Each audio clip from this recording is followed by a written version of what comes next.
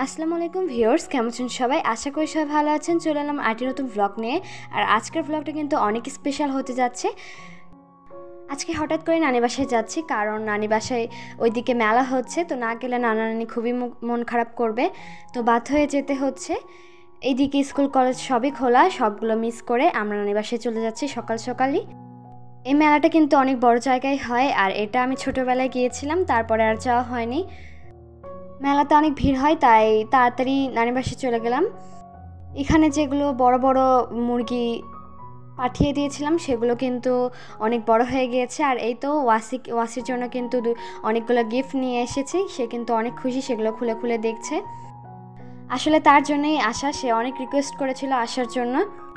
আর এই তো নানি এইদিকে রান্নাবাড়া শেষ করে ফেলেছে, তারপরে আমরা খেয়ে দিয়ে সোজা মেলাতে চলে যাব, কারণ বেশি দেরি করে বা বিকালে গেলে অনেক ভিড় হয়ে যাবে।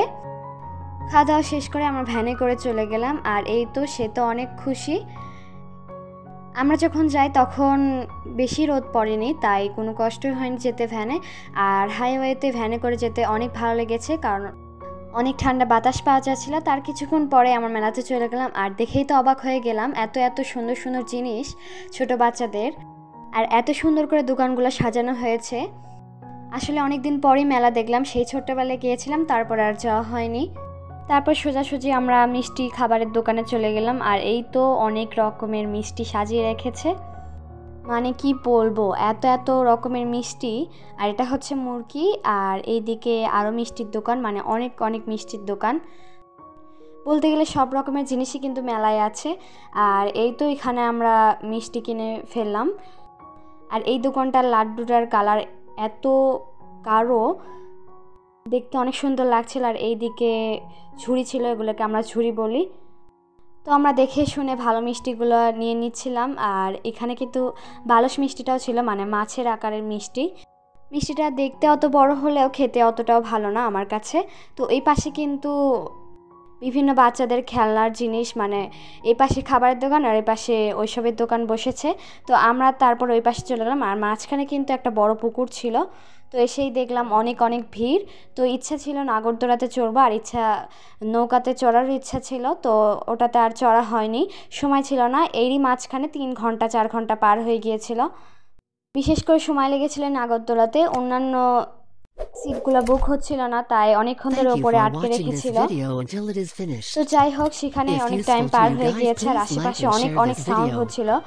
আর এরই মাঝখানে আমি ওপর থেকে পুরো মেলাটার ভিডিও করে নিলাম। তারপরে শুরু হলো ঘোরা, তো অনেক মজা লাগছিল অনেকদিন পর। আর এই তো আমি কিন্তু ওয়াসের সাথে এটাতে উঠেছিলাম, তো বিষয়টা অনেক মজার ছিল, কারণ আমি একমাত্র অনেক বড় ওখানে উঠেছিলাম। আর পানের মশলার কালারগুলো কিন্তু দেখার মতো ছিল, মানে এত এত কিছু মেলাতে পাওয়া যায় আমি জানতামই না। ভেবেছিলাম অনেক ছোট মেলা হয়তো, কিন্তু আসলে দেখলাম অনেক অনেক বড় মেলা। আসলে এই জিনিসটা আমাকে অনেক অদ্ভুত লেগেছে, এগুলো কী জিনিস আমি বুঝতেই পারিনি। আর এই দিকে অনেক অনেক খুঁজে খুঁজে এই ঘড়ির দোকানগুলো বের করলাম। তো ওয়াসির ঘড়ি কেনার শখ ছিল, তো সেখান থেকে ঘড়ি কিনে দিলাম। আর কিন্তু হালকা হালকা মেঘলা হয়েছিল, হালকা হালকা বৃষ্টি পড়ছিল। আর এখানে এটা দেখে অবাক হলাম যে এখানে খাটও বিক্রি হচ্ছে। যাওয়ার পথে পাখার অনেক দরকার ছিল, তাই 2টা পাখা কিনে নিলাম। আর এই তো আবার কিছু জিনিস কেনা বাকি ছিল, তো এই পাশে চলে আসলাম। এর মাঝখানে কিন্তু হালকা হালকা বৃষ্টি হয়ে গিয়েছে। আর তারপরে আমরা বাড়ির উদ্দেশ্যে রওনা দিলাম। আর এই তো ভ্যানে করে আবার যাচ্ছি। আর এটা কিন্তু সবচেয়ে বেস্ট একটা ফিলিং ছিল। আরও ভিডিও অ্যাড করলে হয়তো ভিডিওটা অনেক বড় হতো, তাই বেশি বড় করলাম না। আজকে ভিডিওটা এই পর্যন্তই। আসসালামু আলাইকুম।